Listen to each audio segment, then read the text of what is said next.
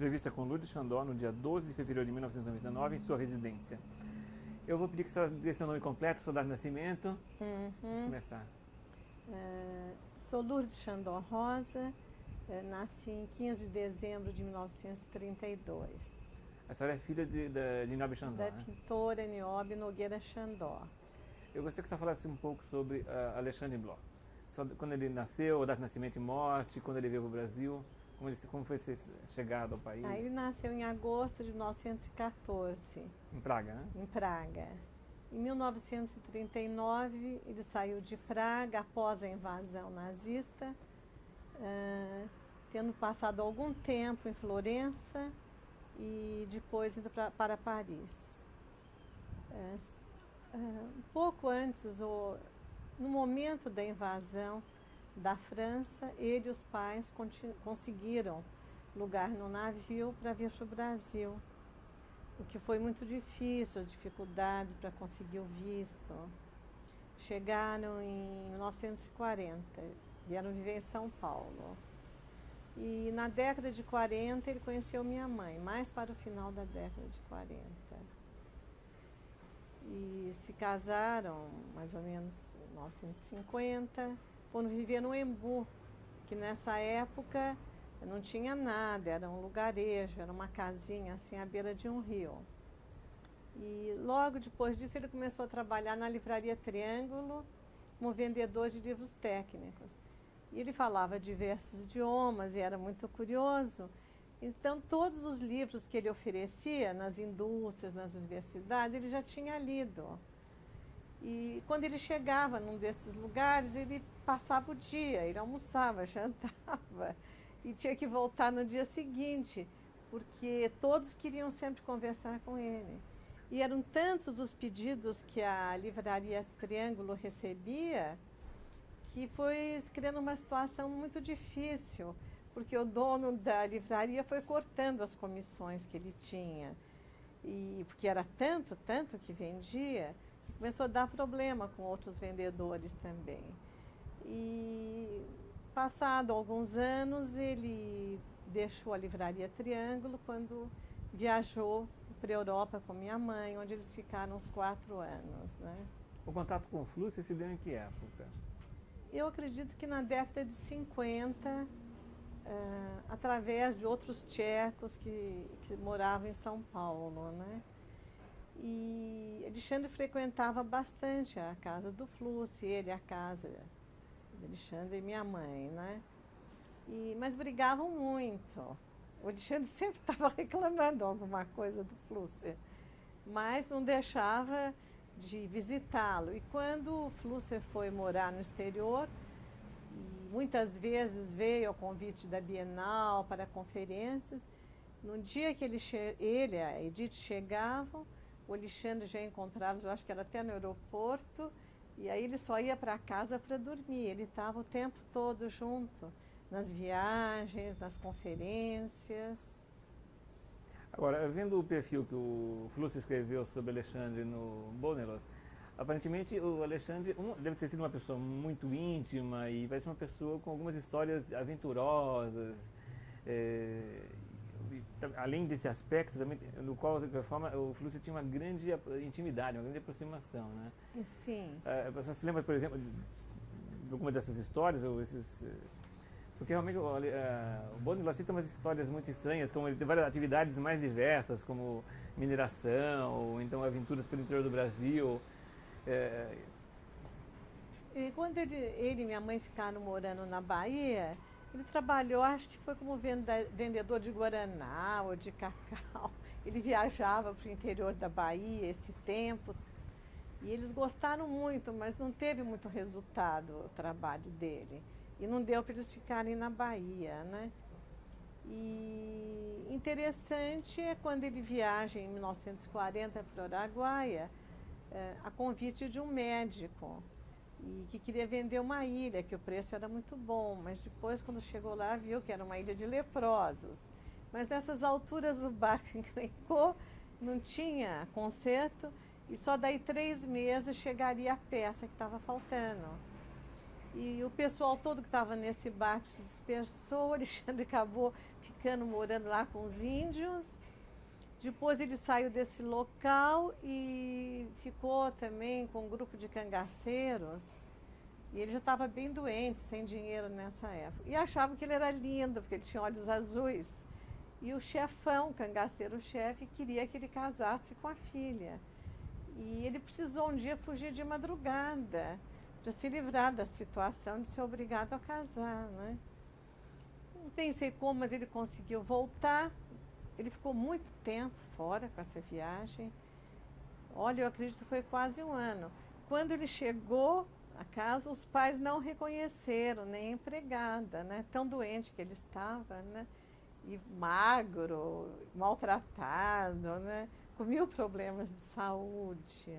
Uma outra história que o Flúcio menciona é aquela história dele ter trabalhado num bordel, coisa assim, né? Não, não é isso. Eles estavam morando no Embu, eles naquela época, né, não dispunham de dinheiro para alugar casa ou apartamento no local bom, então eles foram morar na Rua Aurora. E era um prédio assim onde moravam muitas prostitutas. E ele ficava na portaria do prédio lá, junto com o porteiro, batendo papo com todas as moradoras do prédio, e sabendo a vida delas, os problemas, com os cafetões, né? Histórias incríveis. Às vezes minha mãe ficava brava, mas ela nunca ligou muito para essas coisas, né? E eles moraram nesse apartamento uns 6 meses, um ano, né? E aí o Flúcio que fez essa relação, então. Ele falou, depois eu cheguei a essa conclusão, né? Que Me diga uma coisa, o Alex tinha uma boa formação cultural, tinha um bom nível de leituras, e o Flúcio tinha uma correspondência regular com ele. tinha. Agora, o Alex não tinha uma produção escrita, ele nunca teve uma produção na área, Não, assim, né? ele achava que ele não sabia o que escrever até. Às vezes, para escrever uma carta, quando minha mãe ficou um período na Europa, ele queria que eu ditasse para ele o que ele devia escrever, né?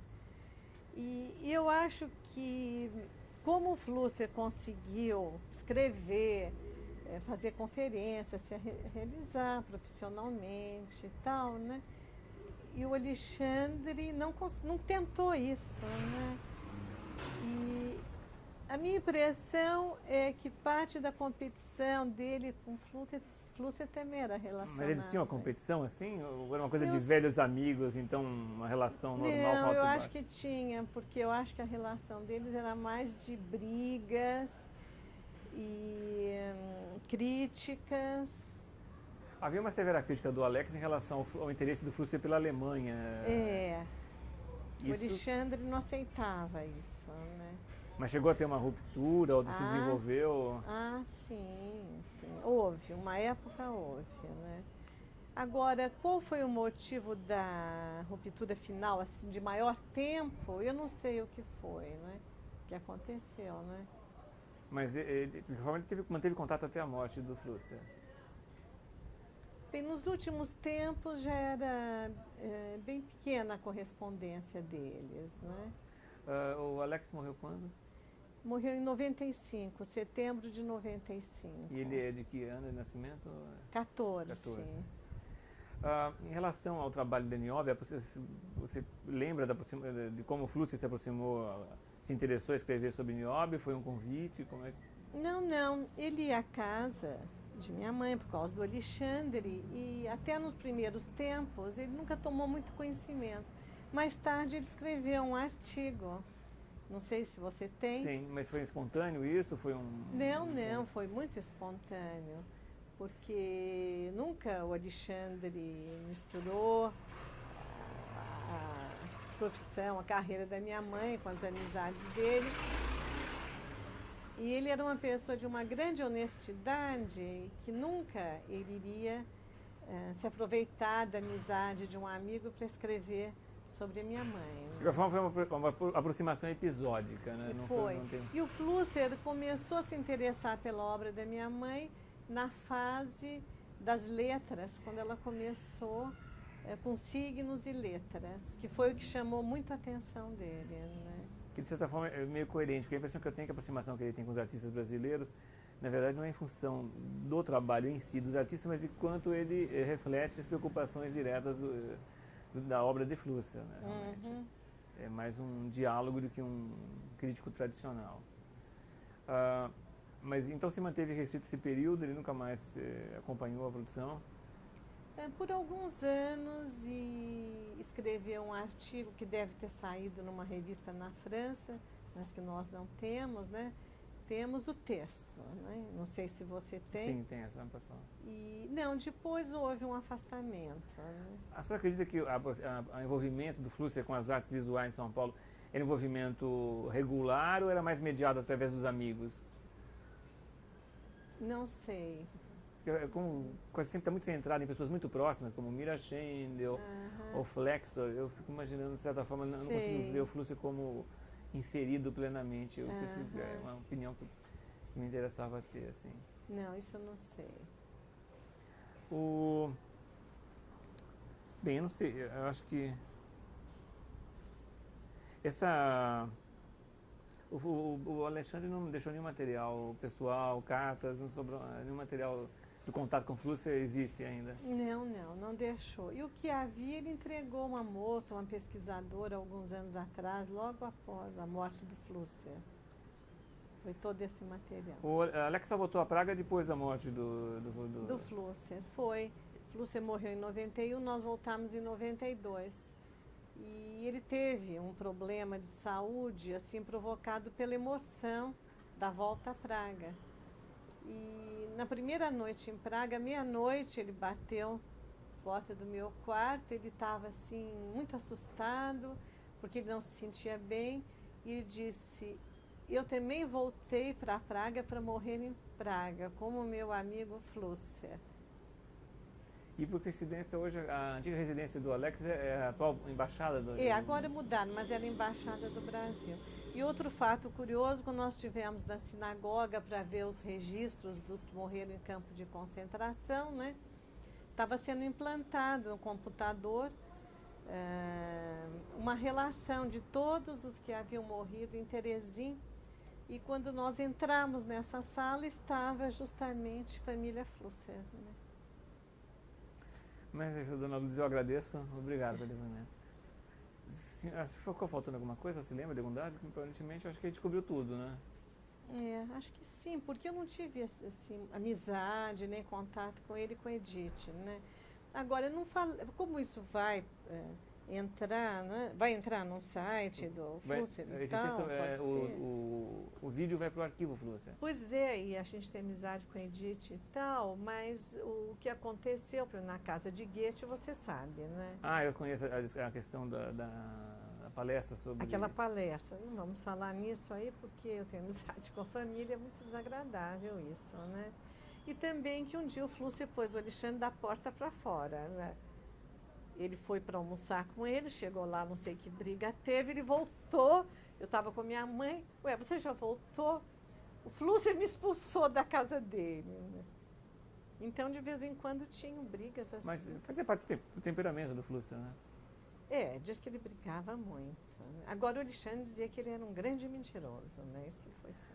Mas eram as grandes provocações e grandes provocações que ele fazia, né? Às vezes para estimular a conversação, né? Né? Tem aquela história famosa sobre Kafka, né? Pois é, que tem o Jacob Kletovitz no meio, é esse? Não esse caso, não é esse caso. Mas a história do parentesco com Kafka, né? Tem de parentesco? Era uma das histórias complicadas também. Com a família dele? Com a família, mas é de convivência, né? E parentesco, assim. Sei. Mas é isso. Obrigado, então. Bem, se eu lembrar alguma coisa mais, assim, depois eu passo para você. Agora, conforme eu for lembrando qualquer coisa que eu acho que seja importante, vou começar a escrever. Dona Luz, vamos começar com essas histórias sobre o Alex, a história da Suécia, do período que ele teve na Suécia. Sim, ele adorou voltar para Estocolmo, que lembrava muito Praga no tempo da guerra. E não queria mais sair de lá, mas não tinha do que viver. Aí, primeiro, ele tentou um emprego como carteiro. Fez testes e tal, mas não conseguiu. Aí fez um curso de massagista. Temos o diploma do curso, mas nunca exerceu. E para poder ficar morando em Estocolmo, ele foi trabalhar numa chácara de uma mulher viúva, mas ele trabalhava como operário, ele carregava toras de madeira e estava nevando, era um frio terrível já, né? Ele ficou até meio doente nessa época, né? Isso foi nos 70? Isso foi anos 70. Já na década de 80, ele e minha mãe moraram em Nova York, isso foi 80, depois 82, e Alexandre muito intrigado por que tinha tanto lixo em Nova York. E aí ele começa a levantar de madrugada e seguir os lixeiros. E descobre que o motivo do lixo é que os lixeiros, além de ficarem conversando, ficavam tomando cerveja de quarteirão em quarteirão, né? E daí ele tinha essas curiosidades, né? E ele foi fazer um cálculo no Empire State, quantas janelas tinha, e tomadas e portas, e era uma quantidade impressionante. Ele levou dias e dias, né? E a história, por exemplo, do paletó, o famoso paletó tcheco lá, a história da bunda. Em Praga, eu quis comprar um casaco bonito para o Alexandre. E ele adorou o casaco, mas achava que era muito caro. Eu disse, não, faço questão. E o nome do casaco, curto, para o inverno, em tcheco, é bunda. E ele que jamais falava qualquer nome assim, feio, porque ele era super educado, ele adorava dizer, vou buscar a minha bunda. O tempo está bom para eu pôr a bunda nova e tal. Quando voltamos, a mala extraviou. Aí chega em São Paulo, no aeroporto, na fila, para fazer reclamação, que a mala extraviou, e ele fala para as moças, olha, e a minha bunda está dentro da mala. E ele se realizou com essa história. E dessas histórias, não tem nenhuma história que envolva o Flusser, assim, também? Não, dessas histórias, não. Não me lembro, assim, de nenhuma. Agora, em Praga ele teve uma educação refinada, do qual aparentemente ele não gostava de se lembrar, ou de se... Não, até a modificação do regime, quando nós falamos de Praga, era sempre como se fosse uma coisa que tivesse esquecido, apagada no passado, né? Mas quando nós retornamos a Praga, tudo foi voltando, foi muito emocionante. Ao mesmo tempo que ele estava feliz de voltar a Praga, ele sofreu, dizer, a sensação do terror, né? E muitos momentos, assim, foi difícil para ele. Todo o tempo aconteceu isso, né? Obrigado, acho que...